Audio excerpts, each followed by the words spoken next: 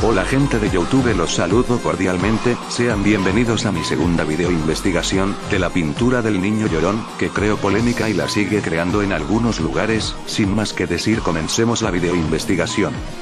Giovanni Bragolin alias Bruno Amadio es un pintor que murió hace algunos años.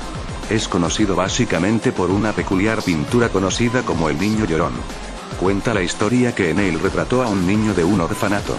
Años más tarde el orfanato se incendió y el espíritu del niño quedó atrapado en la pintura. Desde entonces, se dice que quienes poseen el cuadro sufren desgracias y muertes, pues el cuadro está maldito. En los 50 se dieron muchos casos de casas incendiadas donde todo se encontraba destrozado y quemado, cadáveres carbonizados, y lo curioso de todo esto es que el cuadro permanecía colgado en la pared sin un solo rasguño. Se dice que al ver el cuadro, uno siente como el niño de ojos llorosos y mirada tierna te sigue con la mirada y te pone los pelos de punta. Mucha gente posee este cuadro, pero dice que solo ataca a aquellos que descubren que el cuadro está encantado. En la noche se escuchan lamentos lejanos, el niño sale del cuadro, sube a tu habitación y te mata, si es que no mueres antes de la impresión. Al ver su rostro endemoniado, luego incendia la casa con todos adentro y borra así la evidencia de su crimen. La otra historia nos habla de que en realidad estos niños lloran porque están siendo devorados por demonios pisiformes, que en verdad son cuadros que nos hablan de ese mundo oculto, solo visible a algunos iniciados como Howard Philip Lovecraft, y que Amadio supo plasmar ese horror de otro mundo, a punto de engullir a una inocente humanidad. Basados en estos hechos, un grupo de investigadores de lo paranormal han realizado un profundo análisis del cuadro, y aquí están sus conclusiones, solo para aquellos fuertes de espíritu. 1. El cuadro, del que también se vendían reproducciones en óleo, traía mala suerte. Las familias que lo llevaban para decorar sus casas, se peleaban o vivían catástrofes. 2. De medianoche, el que quisiera, podía hacer pacto con el mismísimo diablo. Había que invertir el cuadro para lograrlo. 3. Si el cuadro se giraba en 90 grados, era posible ver a una figura monstruosa que aparecía devorando al pequeño. Esto demostraba supuestamente el carácter maléfico de la pintura. 4. La mejor forma de terminar con la maldición del cuadro, era quemándolo. Bueno, les dejo con la zona paranormal del equipo de La Verdad UR, que ha indagado de este tema y tiene una info que es esencial para continuar. Hola gente de YouTube, ese cuadro se vendía como pan caliente. Durante años, la imagen del pequeño de las lágrimas peleó codo a codo en el ranking de ventas contra el rey del pop, y contra la entonces promesa de la balada latina. Pero esa conmovedora sensación que inspiraba el pequeño, se esfumó de un minuto a otro. Un rumor empezó a correr, poderoso e imparable, y terminó por convertirse en mito. Y como tal, mientras más se ventilaba, más versiones generaba. 1. La gente me empezó a decir que el póster era diabólico, pero yo nunca creí en eso. Además, personalmente, no me gustaba el cuadro, ni en mi casa. De repente se empezó a vender menos, cada vez menos, hasta que ya nadie lo pedía, recuerda Hugo Flores. Y no era que solo ya no lo quisieran, sino que los que lo habían adquirido empezaron a deshacerse del cuadro.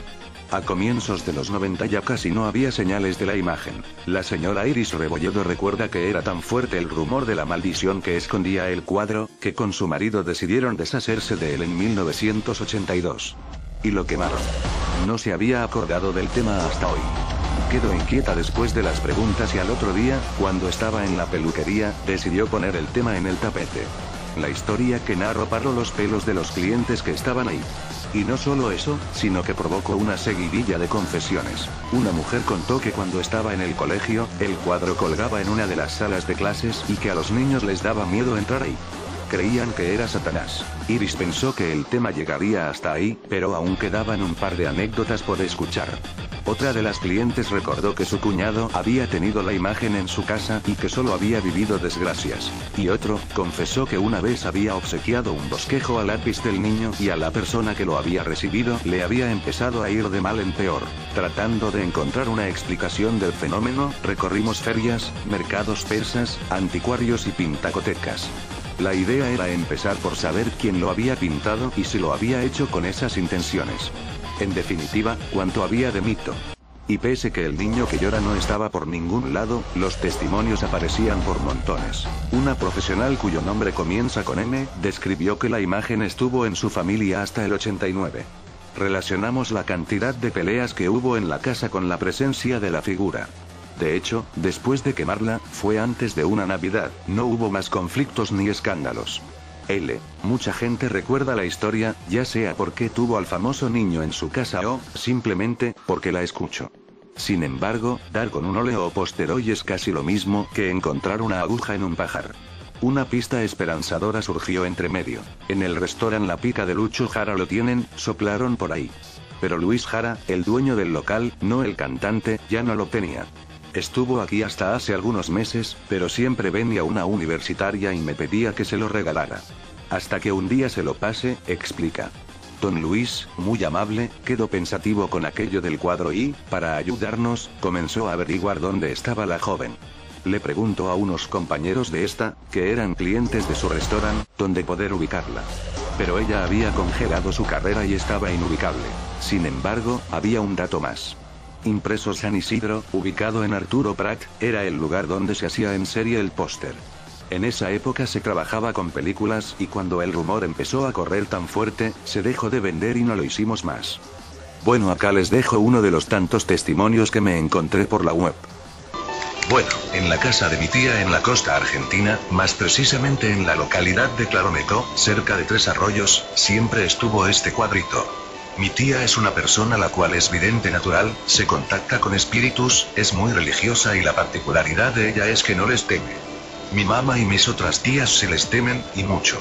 Pero mi tía Lucía no, los trata como persona viva. Una vez entraron al cuartito donde se encontraba el cuadro. Sentían escalofríos a cada rato y no sabían por qué. Le contaron a mi tía, y ella fue hacia el cuartito con las manos en posición de buscar energía negativa y así llegó hasta el cuadro. Se dio cuenta del cuadrito y lo fueron a quemar. Llegaron a la parrilla, rompieron el cuadro y lo prendieron fuego. Pero el fuego no le hacía nada. No se quemaba ni siquiera. Hasta que mi tía le puso queroseno y ahí se escuchó una cruel voz que gritó: vos sos Lucía, pero ¿sabes quién soy yo? El diablo, y terminó por quemarse. Muchos familiares me dicen que el mismo Satán le teme a mi tía por su fe en Dios y su particular falta de miedo, así que siempre que llega a mi casa, Buenos Aires, hablamos todo el día de fenómenos paranormales. Bien, ahora para completar les dejo un video de unas entrevistas a personas. Y esta pintura fue lo que se llama, fue cargada, fue trabajada en el momento en que se hizo y cuando se terminó. Fue cargada con cosas oscuras. Este cuadro, cuando fue hecho, fue cargado, fue producto de un pacto entre un demonio. El pacto fue que este cuadro iba a tener mucho éxito, iba a poder venderse a un muy buen precio, iba a ser famoso para el pintor, y a cambio de eso lo que recibe el demonio es que el demonio va a poder cargar este cuadro de manera que cualquier persona que lo tenga, el original o cualquier reproducción, va a sufrir dos consecuencias. Primero, va a tener accidentes, y segundo, va a haber discordia en esa casa. De acuerdo a lo que nosotros entendemos y sabemos, que yo siempre repito, porque lo creo, que no somos dueños de la verdad absoluta, un niño muerto, un alma de un niño muerto, aun cuando se quede pegada, no tiene la capacidad para hacer daño. Y esta pintura está protegida por Satanás. Señor, ubica esta pintura, la del Niño Llorón. Tener ese cuadro colgado en la casa trae mala suerte. De hecho, muchos años atrás, los años 80, comienzo de los 80, ese cuadro era muy popular, estaba en todos lados como un póster. Y la gente que lo adquiría por la cosa emotiva del Niño Llorón. Después trataba, digamos, que tenía situaciones de mala suerte, que le iba mal en muchas cosas, en lo familiar, en lo económico, en lo laboral, en lo social, en fin. ¿Usted lo pintaría? No quiero nivelarlo, así que...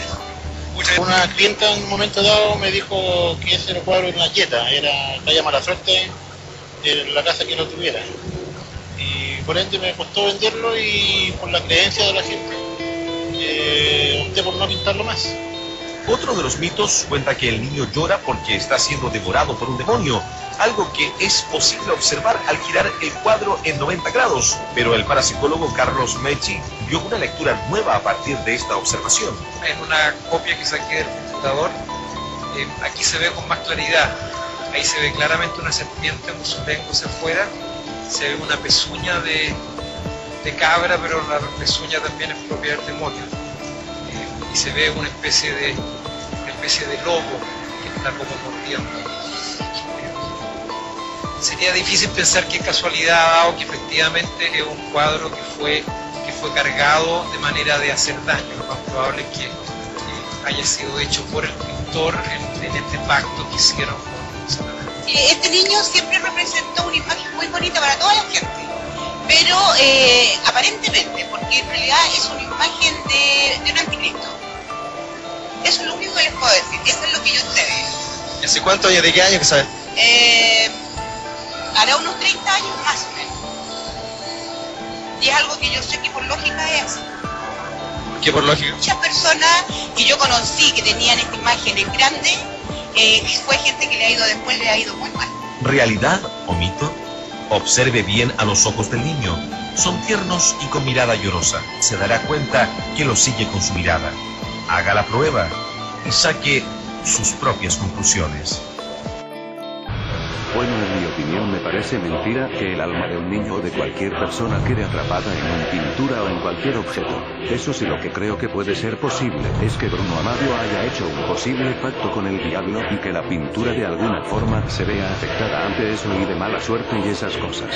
Tal vez la pintura no represente que el niño estaba atrapado y que los demonios le estaban torturando. Eso me parece algo tonto de parte de los que investigaron esto, eso de sacar conclusiones estúpidas solo porque este retrato está afectado por ocultismo u otras cosas. El alma de la gente no queda atrapada en ningún lado. A donde vaya el alma es responsabilidad del dueño de tal, y no de la manera que muere uno, que si muere de una manera el alma o el espíritu se queda. Eso es mentira. Como cada uno es responsable de su cuerpo, también es responsable de su alma, o como dicen algunos, espíritu. Aquí mis conclusiones de esta investigación. El alma del niño está atrapada en la pintura. Mentira. La pintura causa mala suerte o problemas a los que la poseen, ¿verdad? Las copias también causan efectos a las personas que las compran, posiblemente verdad. El pintor pactó con el diablo para que la pintura fuese famosa, es verdad. Hasta el próximo video de investigación.